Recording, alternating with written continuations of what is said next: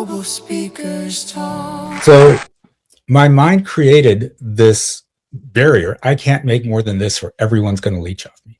And I had to get over the emotional impact of that, because it wasn't the fact that people are going to ask. It's, oh, I'm going to feel guilted into giving things. I'm going to feel pressure. And when I made this decision, you know what? I don't have to feel those things. What if instead, if someone says, hey, can I have some money? Can you invest in my company? I'm just like, no. and can you take care of me? No emotional impact from the response. And there are going to be times where people come up and they're like, I have this idea, can you invest in it? I'm like, oh my God, that's a great idea. Absolutely, yes. But now the power was on me without the frustration, the fear, the overwhelm. And when I got over that, when I got into that space of mindset and emotional control, we'll call it, over the next year, I added $100,000 to my income. I continued to see my income go until I reached $1 million in income. And this is what's causing a lot of people not to have the money that they want. So I'm going to explain in a sec, but first I want to thank Anshu for putting on this event and giving us all a chance to speak and have our voices heard, our messages out there. And I would like to thank you for tuning in, because if you're here, you are not satisfied with the status quo. You want better for your life, you want more, and I just want to applaud you for that. I also want to give a shout out to James for his shout out for me. James is amazing. If you're looking to make money, he is a great person to work with. He will get you on the right track. And I am the person that says, well, you're on that right track, but your mind says, I don't really want to go there. And you don't even know that's going on. So what I want to talk to you about is exactly why you're stuck. And this is it. Every consistent problem that's showing up in your life, how much money you're making, how much visibility you're getting, how successful you are. Every problem you can't seem to get by, you don't want to get by. It is actually a solution, not a problem. It is a solution for that emotional problem you're not looking at. Fear of guilt, fear of shame, fear of overwhelm. And when you figure out what the physical problem goes away. When I figured out, okay, I don't have to feel guilt or overwhelm for the money, suddenly I was making more money. And I've worked with a lot of entrepreneurs, and especially the heart-centered ones. One of the things I find hits most of them is I feel guilty when I'm making so much money and having a cushy life while other people are suffering. And it's not even that you may be living that life. It's that if you get there, you will feel guilty, because your mind doesn't, sit there and go, oh, well, we're not there yet. It projects into the future and says, that's how we're going to feel. I have to protect myself from feeling that way. So I will create this reality that keeps me safe. Because your mind's priority is not for success.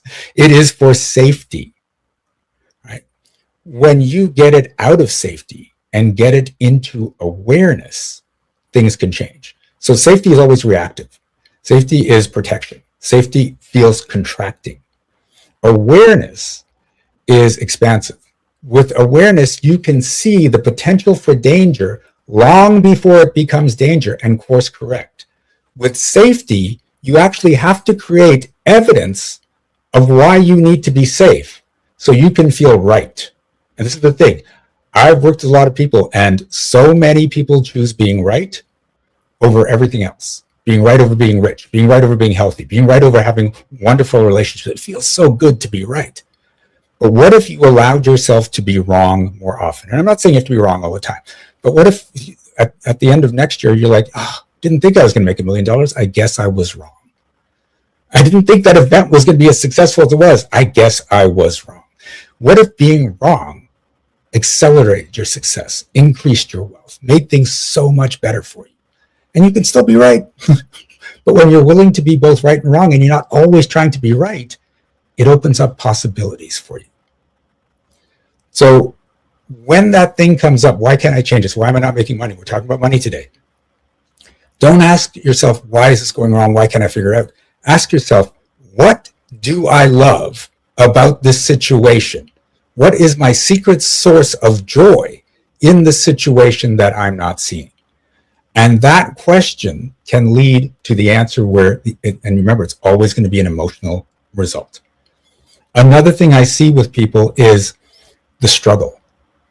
And there's two aspects here. Number one, people are taught you have to work hard to succeed. And so you work hard every day. And it feels good. Look, I put in a hard day's work, except you're not seeing the big results. And that's because you're now addicted to working hard. You're addicted to like, oh, look how great I did. So if you try to work smarter, then you don't end the day working really hard. You don't get a dopamine fix from having worked hard and feeling good about yourself. And your body goes into physical withdrawal. Yes, this is why we call it reality addiction. So it actually sends signals to your brain to get you to do unconscious actions to cause more work to show up so you can work hard and feel good and get your dopamine hit. The other thing that can happen is if you're struggling and people are saying, hey, we see you working hard, we got your back, we love you, you keep at it, we know you're going to hit success. Your mind may make a decision that, oh, look at the love I'm getting from my struggle. If I create success, they're not going to say that anymore. And I need that love. You're now addicted to love because when people are giving you that love, you get oxytocin, you get dopamine, you get a whole bunch of feel-good chemicals. And if they stop saying that, or if you're worried that they may stop saying that, you say, well, no, I got to keep creating struggles so I can keep getting that love. You can get love for your struggles. You just have to get that. And when you realize, like I made that decision myself. I used to have a lot of struggles. I said, you know what, I'm going to get love for my success. And that was one of the things that took me from the extra $100,000 to the million. So it's always going to be about your emotions, avoiding emotional distress or getting emotional rewards. And when you start that reframe, things are going to change. So if you would like to see how this works, I actually do a workshop every single month where I work directly with the audience to figure out what's under there that you're not seeing, find the emotional block and remove it, and people come out transformed. And if you go to my website, Energetic Magic, and scroll down to the Coach's Money Mindset Reset Workshop, you can come in for free. I'll work on you. But right now, I have an event coming up called Release, Reset, and Reignite Your Magic for the New Year. It's a New Year celebration.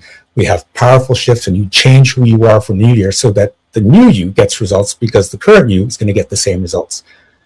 And if you go to energeticmagic.com and put in the code GST for Global Speakers Talk, you can attend for free. That is my gift, my Christmas gift, my New Year's gift to you for being here and participating in this amazing event. Thank you so much, Shiraz, for sharing all of that. And I like what you mentioned that sometimes when you think of like, how do we address, say, financial problems or money issues, it's always on the surface level. Like, I need to earn more. I need to budget. I need to do that. Yes. But I like what you mentioned about there's an underlying emotional problem there. Yeah. I think that's what people don't really think of or fully understand when there's an underlying issue with like how you feel Yes. when it comes to thinking about finances or gaining wealth and stuff like that. Like you mentioned earlier, some people feel guilty, like the lifestyle isn't even there yet, right? Like we aren't even there, we're already feeling guilty about it. So that's where unconsciously we are heading towards, because that's what we're thinking of. Yeah, and this is the crazy thing is they say insanity is doing the same thing over and over again and expecting different results. Mhm. But when you change these inner beliefs, you can actually do the same thing and get a different result.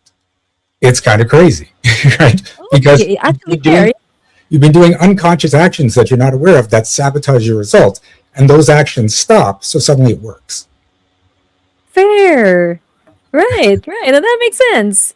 And I think something that is again one of the key learnings that this is like the third session that I've hosted for the third annual conference.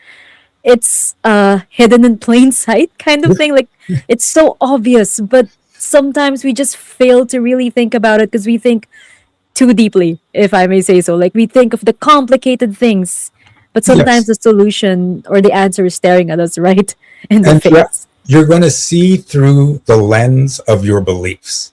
There's actually a video out there called the money tree, where they put money in a tree and just to see what people would do when they come up and grab the money. Mm-hmm. And the thing they didn't expect was some people looked right at the tree and couldn't see the money because that's where they lived internally. That makes So, sense. I yeah. like that. You So only see it through the lens of your beliefs. the money is out there. It's right there in front of you. You just don't see it because your beliefs say I can't have it. And once you shift those beliefs, you're like, oh my God, there's It's so much actually of right it. there. Right. And it all starts with just the belief that it's yours already. You can do Yes. it. You can make it. So let's gear our efforts, our mindsets, our actions towards that bigger goal. So thank you so much, Shiraz, for your time today. We really appreciate it. and every story can change the world. Together we are global speakers talk.